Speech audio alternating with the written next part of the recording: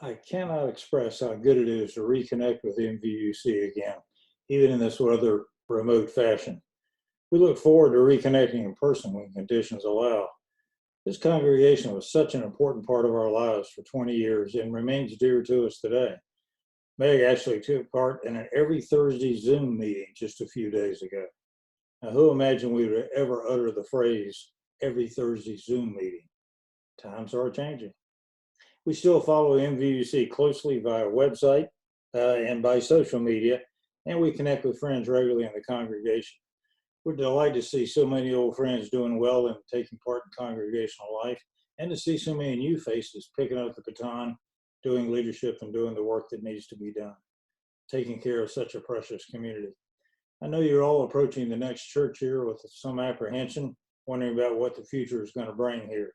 So much is at risk and so much is up in the air now for most congregations. But I know MVUC is up to it. This is a very special community. You've got great members, remarkable leadership, a world-class staff. You're going to be fine. You're going to do well by each other, I'm convinced. Now, let's talk a bit about today's service.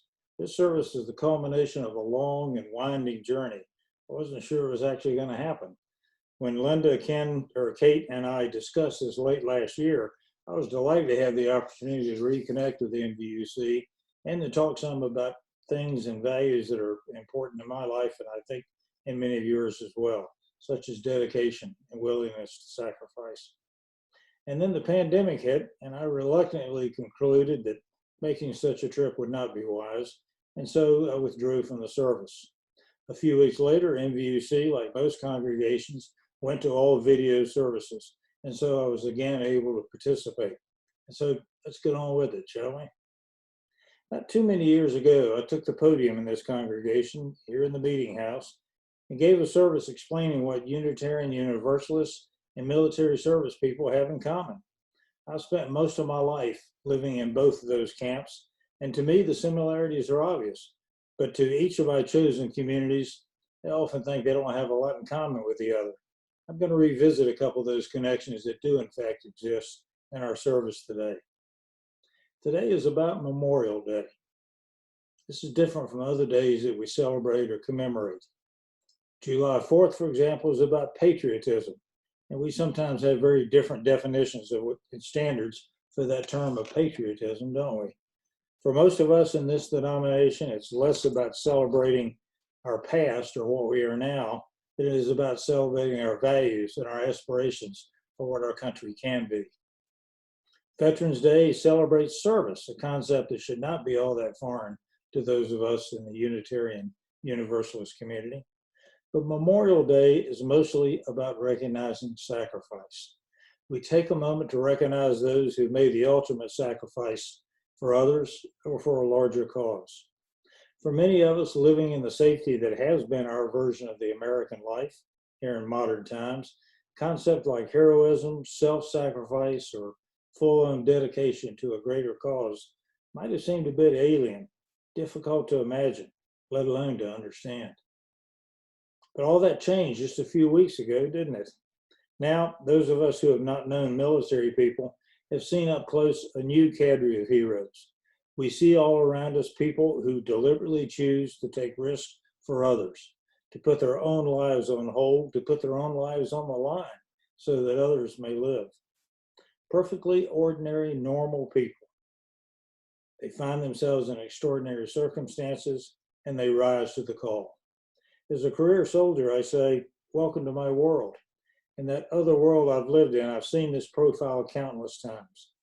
It always leaves me in awe, as it does now, and humbled to be among them. Now you can see it too, and you begin to know what I know. There are giants among us. Some of them are listening to this service right now. We're all honored by the presence of these people among us. Look around you. We're all surrounded by living history, and I thank you all. As I contemplated our time together today, two quotes immediately came to mind. The first one's from Aristotle. You know, for a non-American guy, he was pretty smart.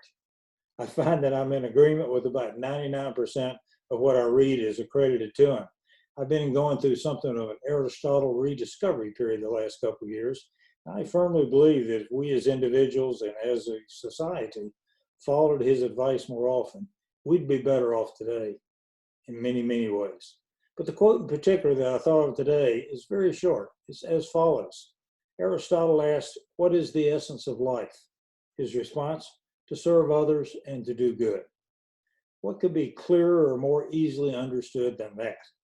This is, I would submit, the heart of the veteran experience and of these newly discovered heroes we see around us today. We speak of men and women who choose to serve a cause larger than themselves, knowing the risks they take in doing so. This is courage and service indeed. In so doing, they have learned how to serve others on a more close and intimate level. For those in military service, that translates to dedication to our unit and to our fellow soldiers, sailors, airmen, Marines, or Coasties. For this new generation of heroes, it means dedication to their patients, for first responders and medical personnel. It means people who have supplies they need and food to eat get these things delivered because these others make those deliveries and stock those shelves for us, and they take a real risk in doing so. Those of us who experience this level of living service have received the great privilege of learning to live outside ourselves, and in so doing, have the opportunity to enrich ourselves immeasurably. And now a new generation is making that same discovery. We can all readily acknowledge the risks, the displacements, the sacrifices that such service entails. And yet, good people have, from time immemorial, answered that call. Which brings us to our second quote of the day. This one from the book of Isaiah. You probably know it already. It's quoted very often, more often than not paraphrased, and it provided the title for today's service. I had the great fortune of serving in Special Forces for some time, and I remember this particular quote being posted all over the place in those units. It's one that resonated with those who might be called upon to do seemingly impossible tasks, as Special Forces troops are often inclined to do. The citation begins with the question, "Whom shall we send? Who will go for us?" It follows with the well-known response from Samuel, "Here I am, send me." The story goes that Samuel was not sure that he was actually up to the challenge or worthy of the call, but he knew what needed to be done, and he was ready to help when that call came. He would rise to the need, he would meet the challenge. That is powerful stuff indeed, and it relates to every one of us of every era who have answered that call. It applies to those who are making that call to serve right now. Each of us in our own way have throughout our lives the opportunity to answer such a call. When it counts and when it's our turn, may we say, "Here I am, send me." One of the recent candidates for president had often said that his experience in the military, especially being deployed in a combat zone, changed his life forever in the most profound ways. Most important in that experience, he said, was that he met and connected in the most fundamental way with people he would never have known in any other setting, not to mention in such a powerful way. He learned to work with people very different from himself. He learned how very different life had been for others than what he had known growing up. And most importantly, he learned the power of mutual trust. Mutual trust so strong that you literally put your life in the hands of other people. Many of us know that experience. Today, many more are having that experience. It's a bonding unlike any other. It's also perhaps the greatest frustration of those who have experienced it, our inability to adequately explain this level of connection and mutual commitment to those who have not experienced it. Language simply lacks the capacity to express it. Hopefully, this new expanded generation of heroes will help us find the words to communicate what this feels like. It is life-changing, and it's a shame that most of us feel incapable of sharing it with others who have not had such an opportunity. Others on the leading edge of the fight against this pandemic are now experiencing the same level of commitment and attachment. Like soldiers who experience combat, some of them will be broken by the experience and will need our help for a very long time to be made well once again. Others will become stronger and better citizens for the experience. No one knows which group they will fall in until their turn comes to answer that call. I hope we do not give up on the effort to share this experience with others, People have important lessons to share. They are living history.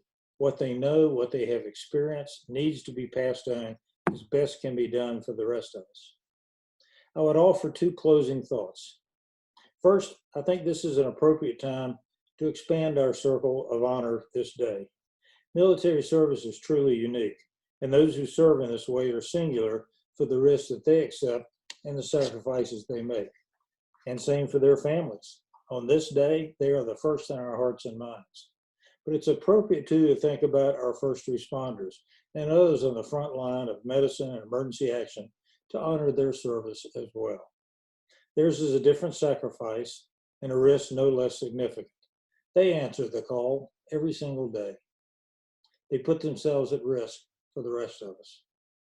I don't know about you, but the abiding image I have of 9/11 that is seared in my memory is that of hundreds, thousands of people running from the Twin Towers, fleeing for their lives, while dozens of firefighters and paramedics were running into those buildings.